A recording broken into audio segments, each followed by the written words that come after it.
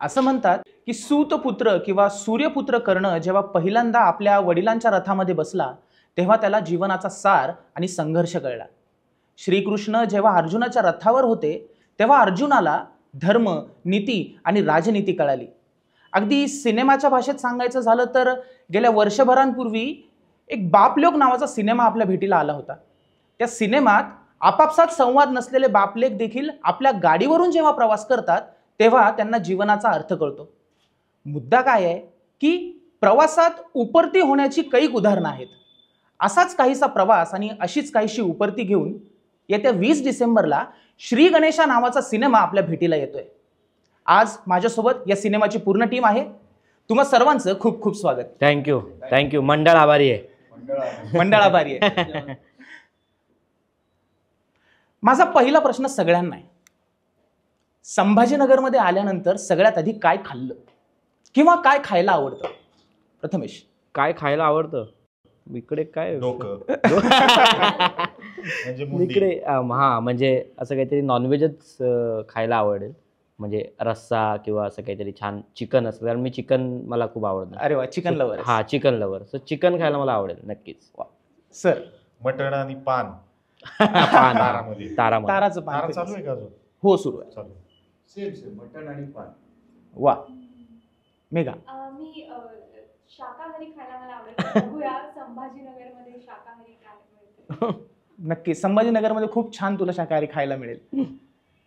Sir, तुम्हाला काय आवडेल आणि काय आवडतं? रस्सा आणि भाकरी. संभाजीनगर तसं खाण्यासाठी फेमस आहे. मानसी?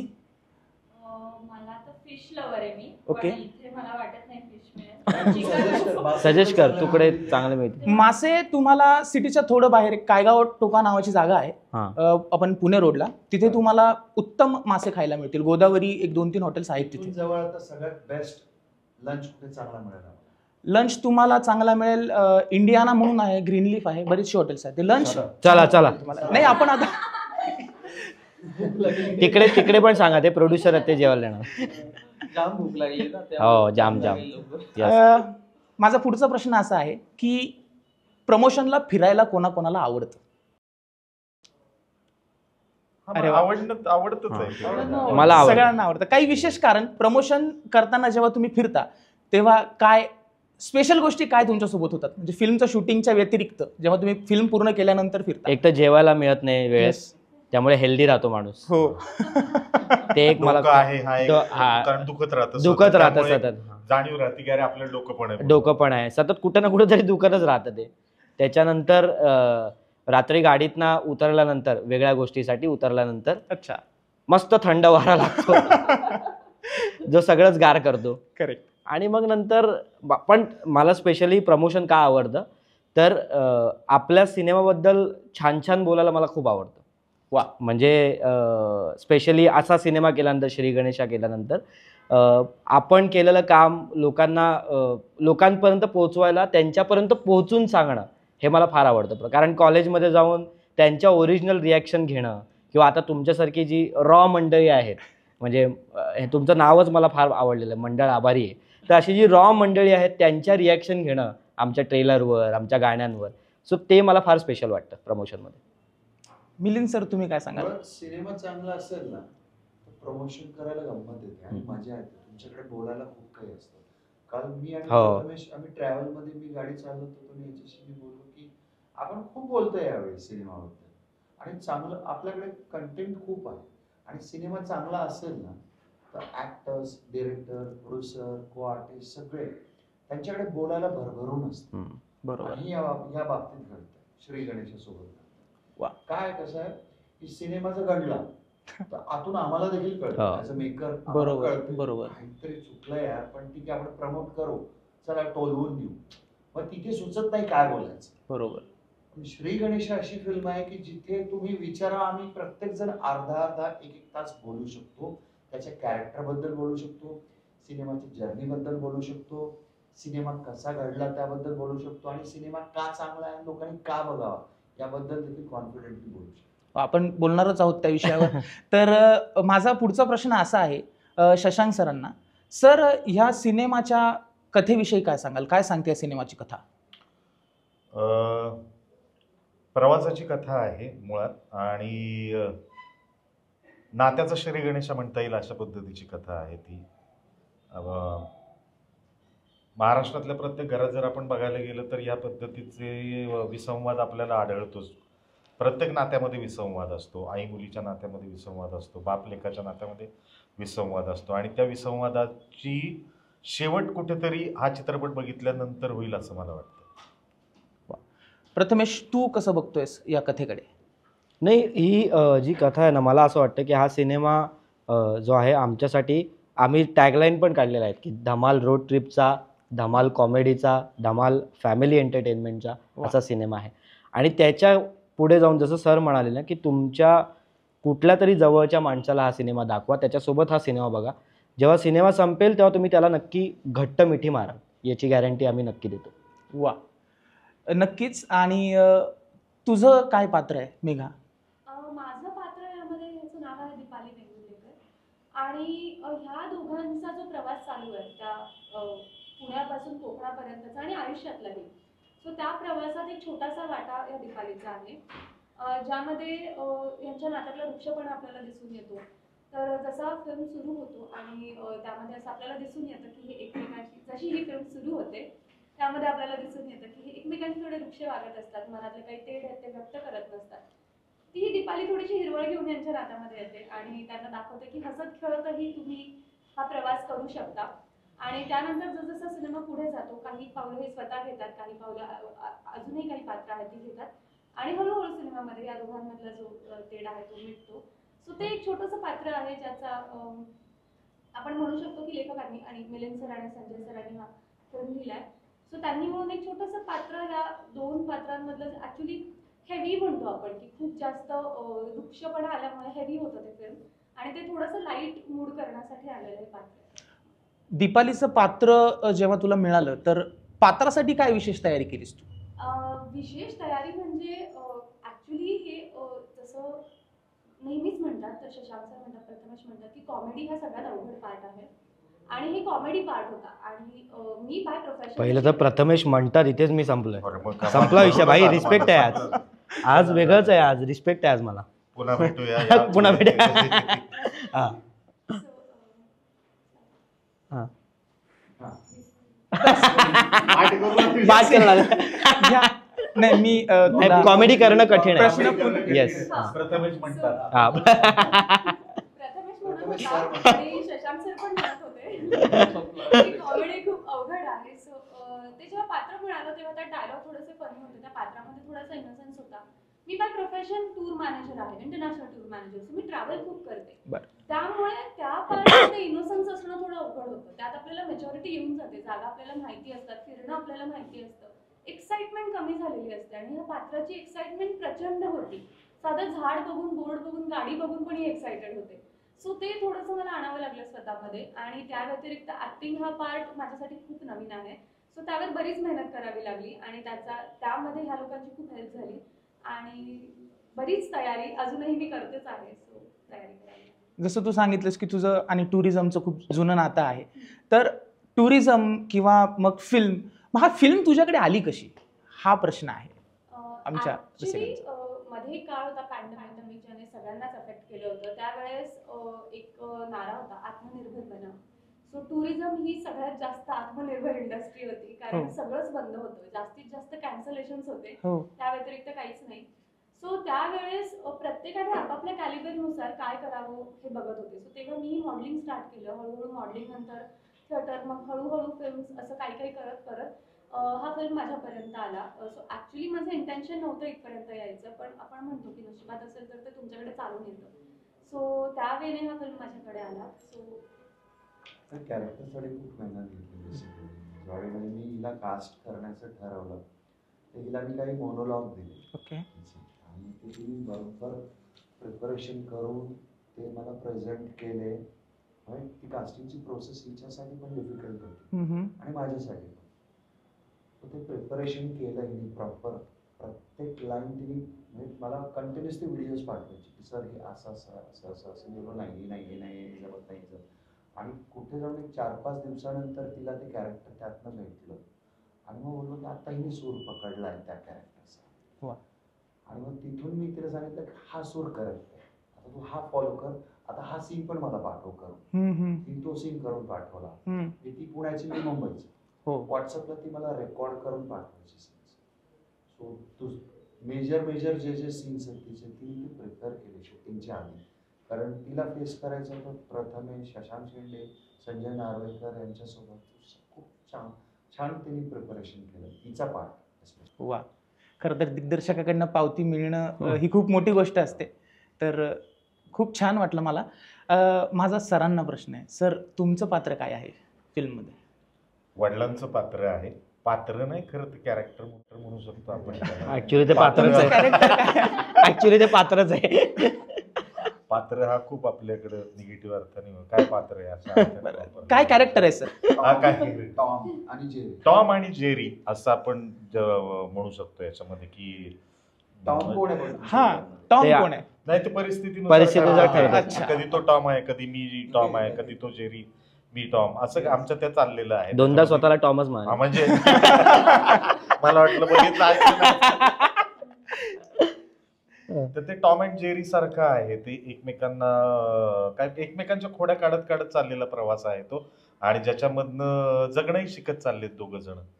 वा. बापाचं कॅरेक्टर आहे ते. बाप होणं सोपं नाही असं म्हणतात, तेच खरं. हा. प्रथमेश, तुला काय अनुभव आला पात्र साकारताना? नाही अरे सॉरी, वय आहे का?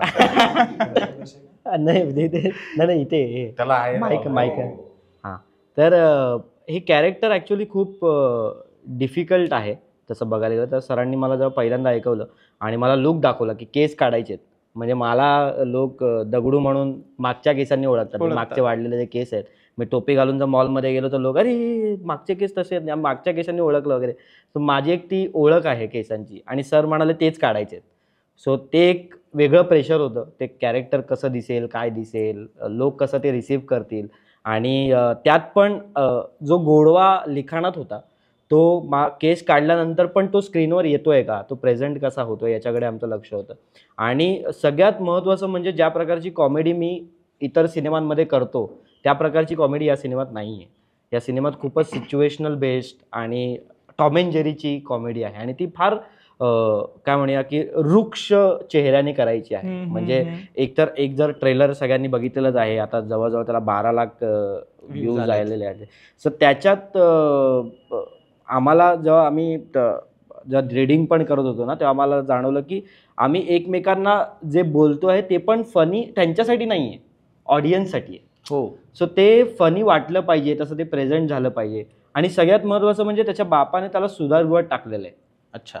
आणि त्याला त्याच्याबद्दल किती राग असेल डोक्यात, आणि किती म्हणजे तो समोर आल्यानंतर तो काय रिॲक्ट करेल, कसं बोलेल, त्याच्याशी कसं बोलेल, तो त्याच्याशी कसं बोलेल, ह्या सगळ्या गोष्टी. परत तो सुधारगृहात आहे, तर मग सुधारगृहातल्या पोरांना मी काही भेटलो, काही व्हिडिओज मी बघितले, ते कसं वागतात, कसं बोलतात, त्यांची बॉडी लँग्वेज, ते कसं हसतात, कॅरेक्टरायझेशनसाठी. आणि बेसिकली ते त्यांच्यामध्ये हिरो असतात. जेव्हा 4 लोक बसून जेव्हा त्यांना सांगत असतात की मी हे करीन, मी ते करीन, पण समोरचा एखादा मोठा माणूस आला की त्यांची आधी फाटलेली असते. बरोबर. सो ते दाखवणं, त्याच्यात बापाबरोबर एक वेगळं, त्याच्या आईबरोबर एक वेगळं बॉन्डिंग आहे. मग ती दीपाली म्हणून जेव्हा कॅरेक्टर येते तिच्याबरोबर एक वेगळं बॉन्डिंग आहे. सो ते सगळं पण एका सिनेमात एकाच वेळी दाखवणं, आणि जवळजवळ 3 दिवसाची फिल्म आहे. सो 3 दिवसात त्याचा ग्राफ दाखवणं हे फार कठीण होतं ॲज अ ॲक्टर म्हणून. आणि थँक्स टू मिलिंद सर आणि संजय सर आणि शशांक सर पण, की त्यांनी माझ्या कॅरेक्टरला त्यांच्यामुळे एक वेगळं उंची मिळाली. की काय म्हणूया की एक आपण जे विचार करतो ना त्याच्या पलीकडे जाऊन काहीतरी आपण करतो, हे दुसऱ्यांमुळे करतो. मला असं नेहमी वाटतं. म्हणजे कोहलीचं माहिती आहे, कोहली आता विराट कोहली जेव्हा खेळत होता वर्ल्ड कपमध्ये, त्याला प्लेअर ऑफ द मॅच मिळालं होतं मागच्या वर्ल्ड कपमध्ये, आणि आपण तो वर्ल्ड कप हरलो होतो. आणि आता T20 वर्ल्ड कप आपण जिंकलो, पण त्याच्यात त्याने फक्त फायनलला रन केले, त्याने कधीच रन नाही केले. सो असं काहीतरी माझ्याबरोबर झालं आहे असं मला वाटतं, की ह्यांनी माझ्याकडनं करून घेतलेलं आहे आपोआप, आणि ते झालेलं आहे, आणि लोकांना पण ते आवडतं आहे. हे बघून मला फार भारी वाटते. वा. पुढचा प्रश्न मानसी तुझ्यासाठी. तुझं गाणं आहे या फिल्ममध्ये, काय तयारी केली होतीस त्याच्यासाठी स्पेशल? तयारी म्हणजे खूप रिहर्सल्स केलेली, आणि माझं गाणं मधुबाला जे आहे ते जेवणावर एक आपण तडका मारतो ना, फोडणी देतो. अरे वा. हा, तसं हे गाणं आहे. फुल म्हणजे एन्जॉयमेंट वाला. ट्रिप मध्ये तर आपण एन्जॉय करतो, पण त्यामध्ये एक आपल्याला एक मस्त तडका हवा असतो, तो हे मधुबाला गाणं आहे. आणि तयारी म्हणशील तर मी ऑलरेडी कोरिओग्राफर आहे, तर त्याच्यामुळे डान्स मला फार आवडतो आणि म्हणजे तो माझ्या ब्लड मध्येच आहे. ती गणेशाचार्याची असिस्टंट कोरिओग्राफर. अरे वा. हो. आणि तर मिलिंद सरांनी ऑपॉर्च्युनिटी दिली मला. म्हणजे मला नेहमी वाटायचं की अरे मी त्या जागेवर पाहिजे किंवा मला करायचंय ॲज अ लीड परफॉर्म करायचंय. पण काही रिझन्सनी खूप टाइम झाला. कसं म्हणतात ना की वेळ येते तेव्हाच गोष्टी आपल्याला मिळतात, तर हीच ते वेळ होती आणि बेस्ट द्यायचा मी प्रयत्न केला. वा. माझा पुढचा प्रश्न संजय सरांना आहे. सर, आपण म्हणतो की प्रवासामध्ये आपल्याला उपरती होते, तर ह्या फिल्ममध्ये पूर्ण प्रवासच दाखवलेला आहे, तर तुम्हाला काय उपरती झाली या प्रवासात? खूप छान उपरती.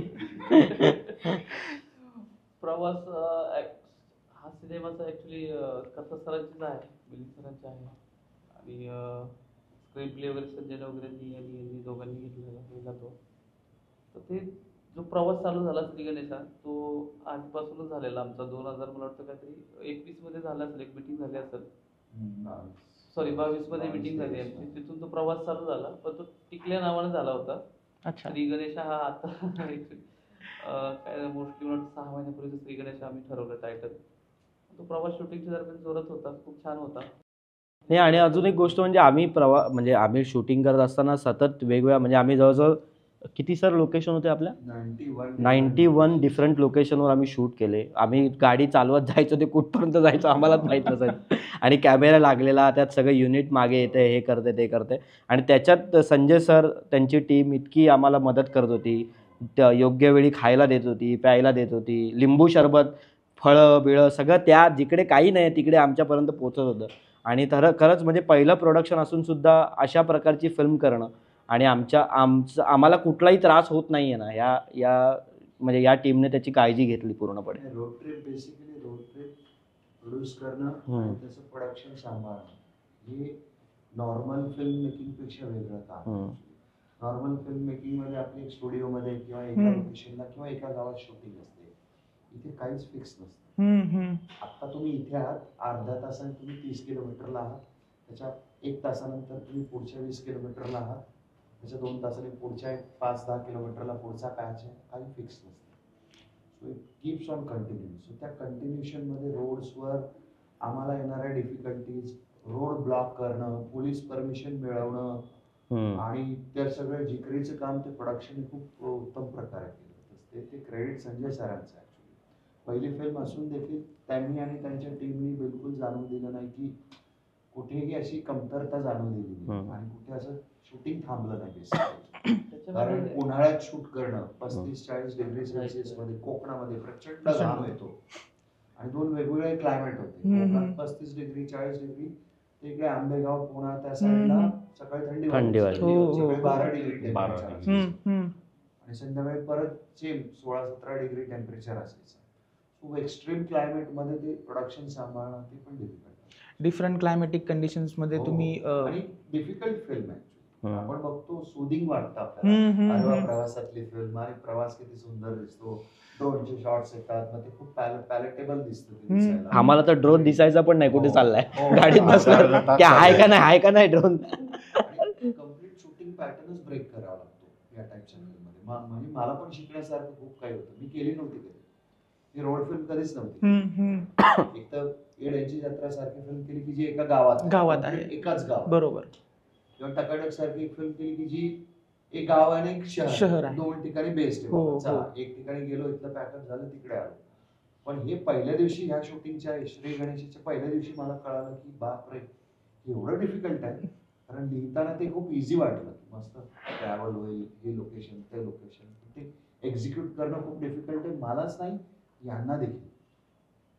कारण एवढी मोठी कॅमेराची बॉडी असायची ती 5 किलोची, 10 किलो त्यावर अदर एक्सेसरीज लागलेल्या आहेत, 15 किलोची ती बॉडी प्लस एक्सेसरीज, ती यांच्या एक्झॅक्टली ड्रायव्हिंग सीटच्या समोर लागली आणि त्यात तो गाडी चालवतोय, त्यात हे बाजूला बसले आणि ही मागे. टेरिफाईंग कंडिशन. एखादा किस्सा, प्रवासात किस्से असतात, ह्या त्याने फिल्म मधला चालवली, किस्सा. त्याला अरे विचार. मला- असे किस्से आहेत की तू मरण्यात बाहेर हो आला. ॲक्च्युली म्हणजे काय होतं, एकतर सिनेमा करत असताना ना सतत डायलॉग्स बोलतोय असं व्हायचं. आणि तिच्या डायलॉगवर माझं लक्ष, ह्यांच्या डायलॉगवर माझं लक्ष, माझ्या डायलॉगवर ह्यांचं लक्ष आणि तिचं लक्ष, असं आम्हीच एकमेकांना कोरिओग्राफ करतोय छान असं तसं. आणि त्याच्यात ना आमचा एक सीन होता आणि भीमाशंकरच्या घाटात आम्ही शूट करत हो, होतो. राम प्रचंड. राम राम राम असे टर्न्स आहेत तिथे. Single road. खूप सिंगल खूप रोड, tons आहेत. हां सिंगल रोड आहे. त्याच्यात काही दिसत नाही, काय नाही. आपण आपल्या Fog देव असतो. आणि आपण आणि तो आमचा कॅमेरा हो. एवढंच. तर आम्ही चालवतोय, मी बोलतोय आणि ना एक टर्न आला आणि टर्न नंतर ना झाप अशा 2 बस गेल्या ओके. आणि मी ना असा राईटला घ्यायचा होतो, लेफ्टलाच घेतली गाडी. बापरे. मी बोललो आता थांबा, मी बोललो मला आता मृत्यू दिसलेला आहे. तर खुश आता सर काय व्हायचं, सरांना झाडाची फांदी जरी आत आली तरी सर घाबरायचे, कारण सरांना ड्रायव्हिंग येत नाही. मी फांदी आली थांब. तर सर ना पहिल्यांदा शांत होते, कारण मी लईच घाबरलो होतो. सर म्हणाले काय झालं रे प्रथमेश, काय झालं? आणि तिकडून सरांचं रे काय झालं काय. मी तिसऱ्या गाडीत हां असायचो. मी तिसऱ्या गाडीतनं मला शोगण असायची. वॉकीला चालू. वायरलेस मला ते दिसायचं. हा. माझा कंट्रोल काहीच नाही यांच्यावर. मी फक्त वॉकीवर यांच्याशी बोलतोय, सगळं यांनीच करायचं. आणि सर चालू झाले, अरे काय झालं काय. म्हणलं सर एक 5 मिनटं थांबूया, मला ना आता मृत्यू दिसलाय, मला आता काहीच करतो. हे विचारलं यांनी की काय झालं प्रथमेश. म्हटलं काय नाही हो, ते 2 बस गेल्या ना, त्या मला दिसल्याच नाही. तो ड्राईव्ह करताना मी तुमच्याकडे बघत होतो, मला त्या दिसल्याच नाही टर्न मारताना. तर ते हळूच म्हणाले 2 नव्हत्या 3 होत्या. तर तिसरी तर माझ्या आलीच नाही रे, डोळ्याचं म्हणजे नजरेतच नव्हती ती माझ्या. म्हणजे तुला असं यमराज साधारण दिसले, म्हणजे तो कॅमेरा नव्हता, तो यमराज होता माझ्यासमोर असं वाटायला लागलं. पण टेरिफाईड होतं यार, म्हणजे त्याच्यात पण काम करणं, त्याच्यात पण 5 मिनिटात त्याच्यानंतर लगेच शॉट देणं. मग एक माणूस वाईट त्याने लेंगा घातला होता गावातला कोणतरी, आणि आम्ही सेंटरमध्ये चालतोय आणि ना सरांचा डायलॉग होता आणि मी कॅज्युअल होतो. मी त्यांच्या डायलॉगला असं काही फार जाऊ दे खड्ड्यात असं मी रिॲक्ट करत होतो. आणि सर बोलताय आणि ना 2 पावलं माझ्याकडे येत होती कॅमेऱ्याच्या खालून अशी कॅज्युअल, त्याला पण काही पडली नाही त्या आयुष्याची बहुतेक. तर मी ना थांबवलं, म्हणलं थांबा. सर म्हटले काय आलं, म्हटलं ते बघा ते 2 पावलं येतात. तो माणूस आला, कॅमेऱ्याकडे बघितलं, आमच्याकडे बघितलं आणि एक मनातल्या मनात तो एक शब्द बोलला असेल चवरनं की काय शूटिंग करतायत आणि असं म्हणून तो कॅज्युअली निघून गेला. बापरे. मी बोललो अरे काय चाललंय. बोललं जर तू 2 पावलं इकडे तिकडे माझं असं झालं असतं ना, जजमेंट चुकलं असतं तर कदाचित तू पोचला असतास वर, पण त्याला काही पडले नव्हते. तर कदाचित तो चुकला असता. हा तो चुकला असता. पण अशी धमाल होती यार शूटला, पण तरी आम्ही केलं. शशांक सरांचा अभिनय मला पर्सनली खूप आवडतो. हिंदीमधनं पण सरांना खूप बोलावणं आलं, पण मला सर मराठीमध्ये जास्त रमलेले बघायला मिळाले. सर काय कारण आहे? नाही रे, हिंदीची गणितं फार वेगळी आहेत ती. म्हणजे एक चित्रपट करायचं म्हटलं तुला कमीत कमी 6 ते 8 महिने द्यावे लागतात. हो. म्हणजे तारखा घेताना 20-22 दिवसाच्या तारखा सलग घेतलेल्या असतात, ज्यानंतर वर्षभरासाठी स्प्लिट होऊन जातात. मार्चमध्ये 3 तारखा आहेत, एप्रिलमध्ये 2 तारखा आहेत, मे मध्ये 5 तारखा आहेत, जून जुलै पाऊस आहे, ऑगस्ट में करते हम लोग. अरे बापरे.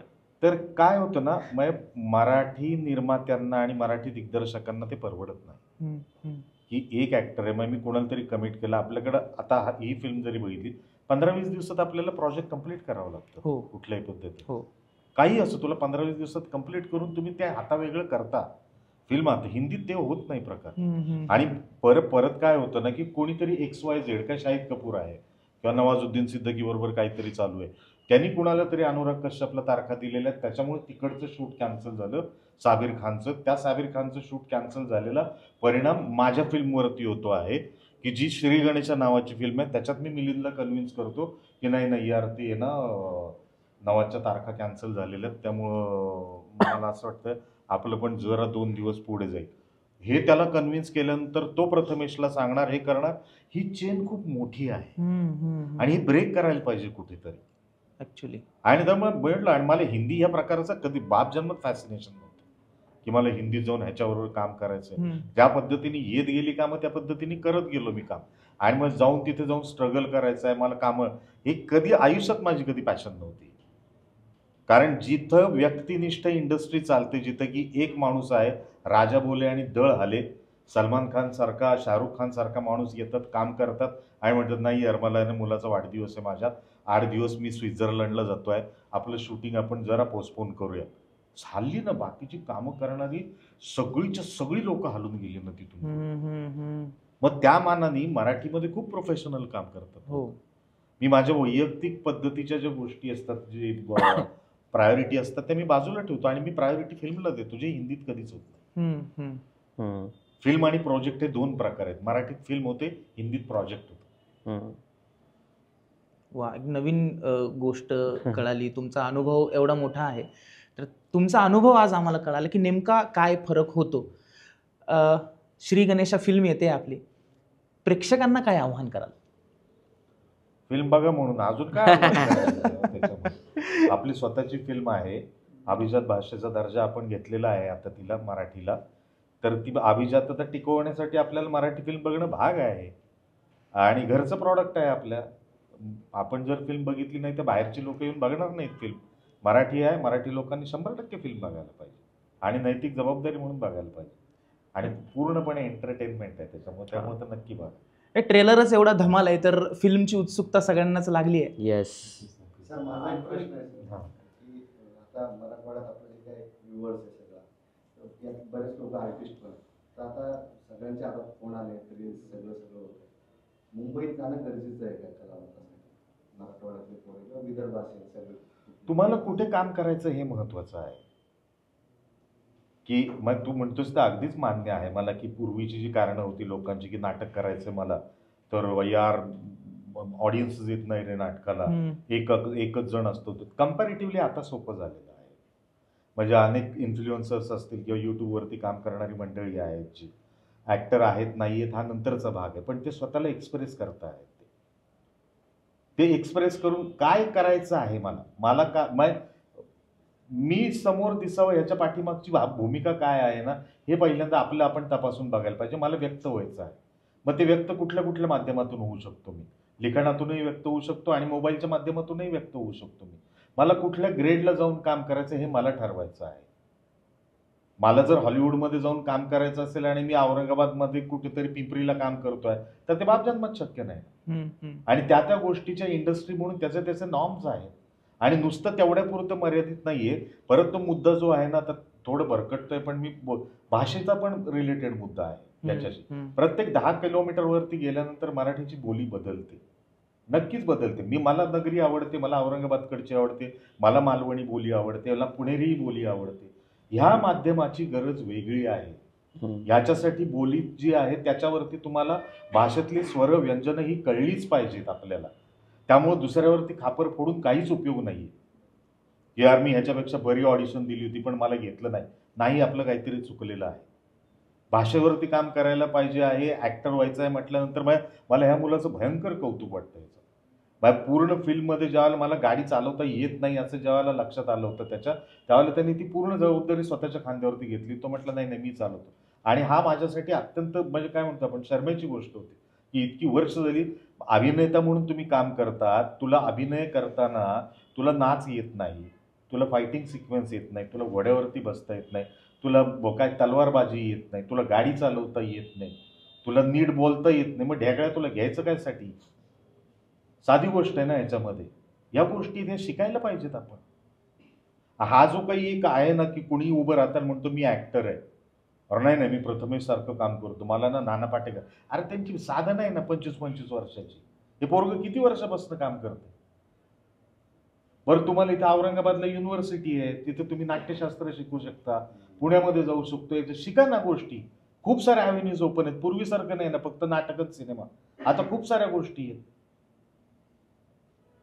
त्या जागी योग्य ठिकाणी योग्य वेळी पोहोचणं हे तुमच्या हातात असतं आणि ते तुम्ही केलं पाहिजे.